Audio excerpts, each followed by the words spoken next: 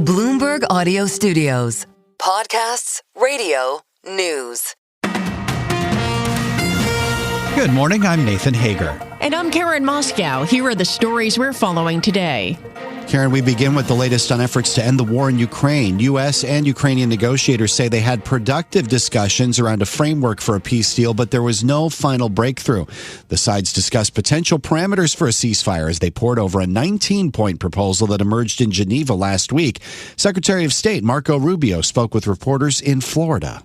So this is not just about ending a war. This is about ending a war in a way that creates a mechanism and a way forward that will allow them to be independent and sovereign, never have another war again, and create tremendous prosperity for its people. Not just rebuild the country, but to enter an era of extraordinary economic progress. It's a country Ukraine has tremendous economic potential. Ukraine has tremendous opportunity for true prosperity.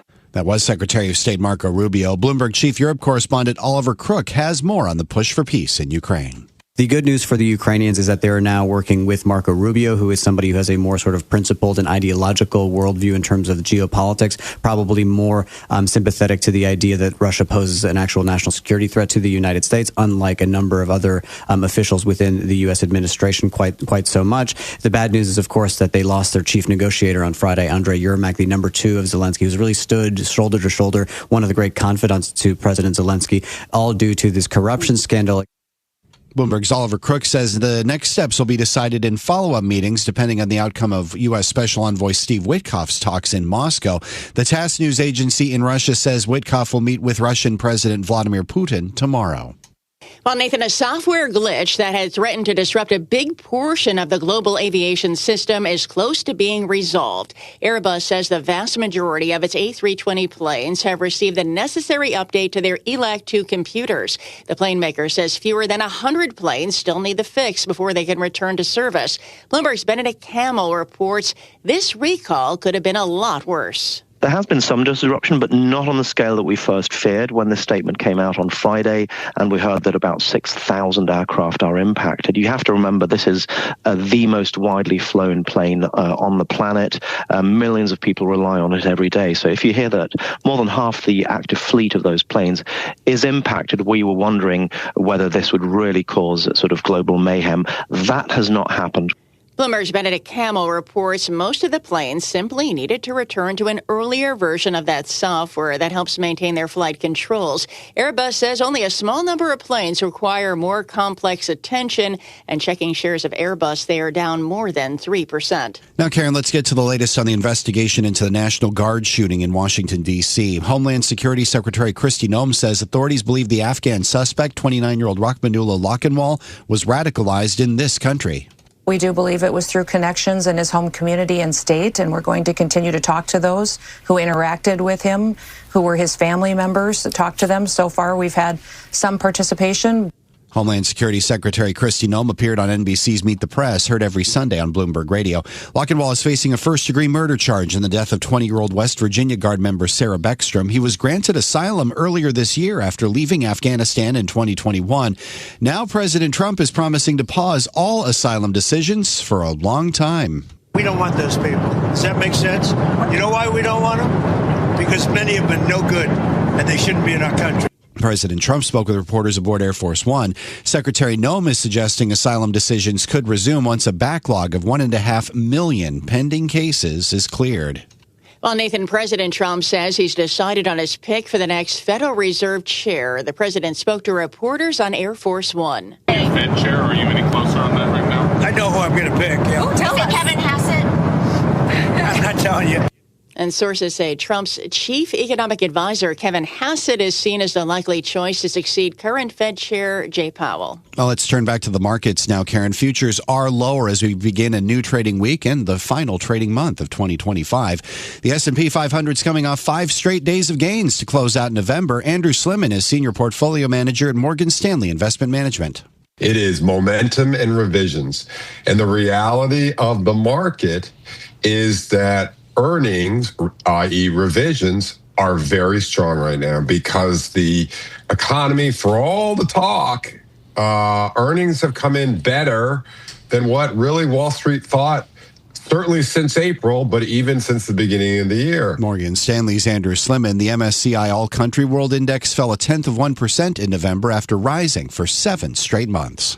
Well, Nathan, Bitcoin is starting the new month under pressure once again. Right now, the cryptocurrency is trading at $86,800. Bitcoin lost almost 17% of its value in November. Traders say a key support level for Bitcoin is $80,000. On the flip side, Karen, silver's trading at a record this morning. Traders are placing speculative bets on the white metal, given ongoing supply tightness and rising expectations for an interest rate cut from the Fed. Silver's up more than 2% this morning, and copper advanced to a record high on the London Metal Exchange on fears the global market is headed for a supply crunch.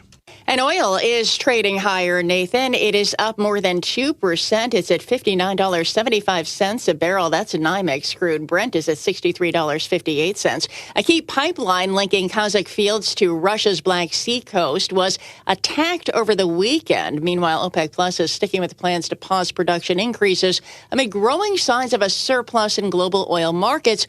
The group agreed to keep group-wide quotas steady next year and approved a mechanism for a review of individual oil production capacities. Oil is down about 17% so far this year. Time now for a look at some of the other stories making news in New York and around the world. And for that, we're joined by Bloomberg's Monica Ricks. Monica, good morning. Hey, good morning, Karen. President Trump is now defending Pete Hegseth against accusations made by the Washington Post this weekend, which claimed the defense secretary ordered multiple strikes on suspected drug boats in the Caribbean, including one that killed survivors. Trump says Hegseth denied it. We'll look into it. But no, I wouldn't have wanted that, not a second strike. The first strike was very lethal. It was fine. And if there were 2 people around, but Pete said that didn't happen. Does that make you? I have great confidence in it. Lawmakers from both parties now say they support congressional reviews of these strikes. Republican Nebraska Congressman Don Bacon.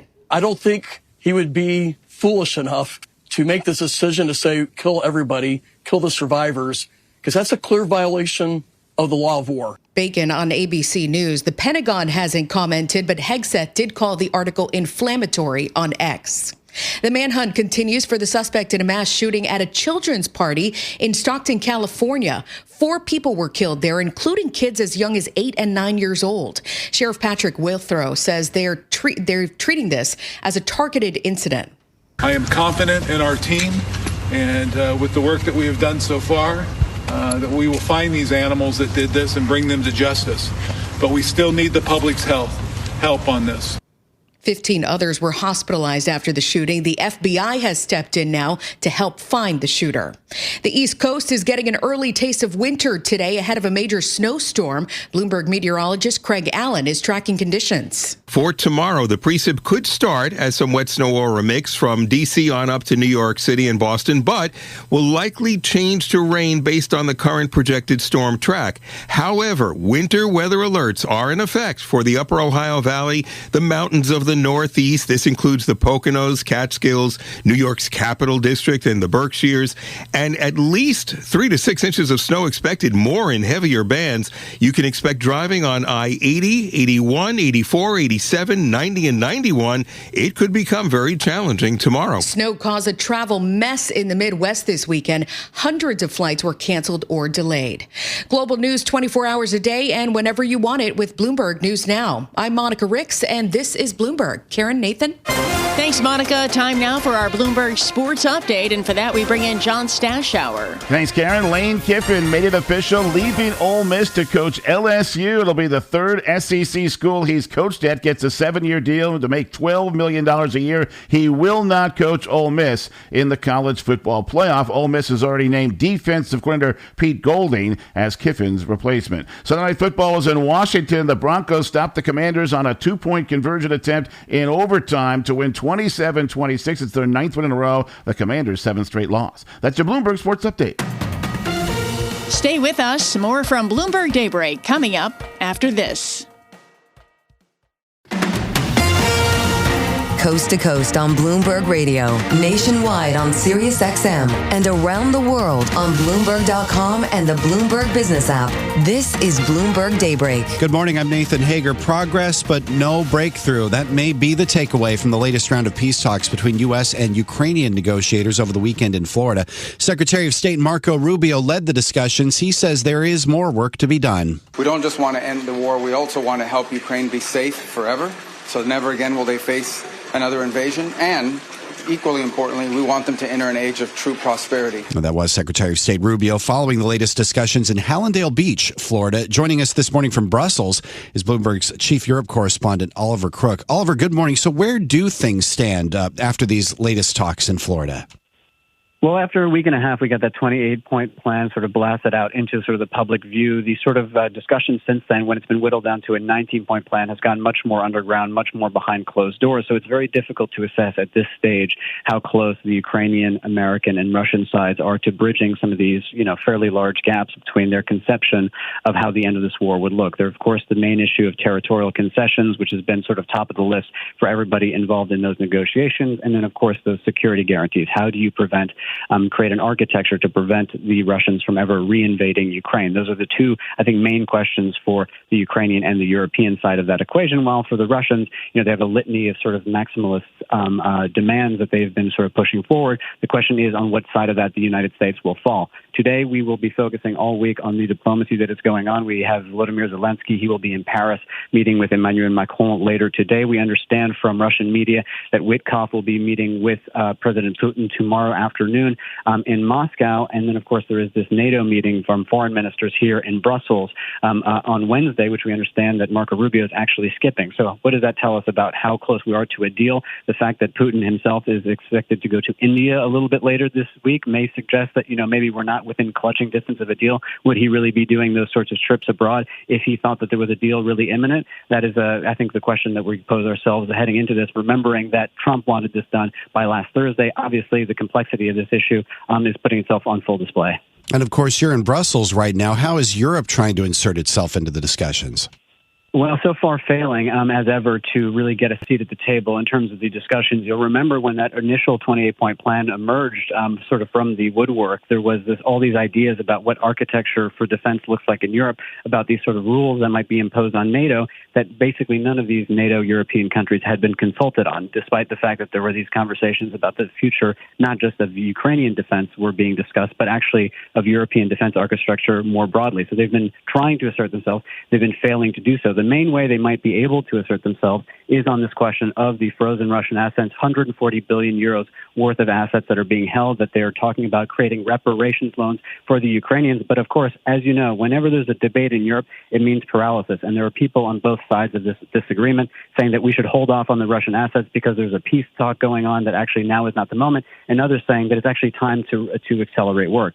That message and that sort of debate means that nothing is getting done. And once again, the Europeans are found sitting at the sideline awaiting the sort of consensus from the United States and from Donald Trump. Just 30 seconds left here, Oliver, but the lead negotiator for Ukraine, Andrei Yermak, has resigned in a corruption investigation that gripped the country. Has that complicated things now?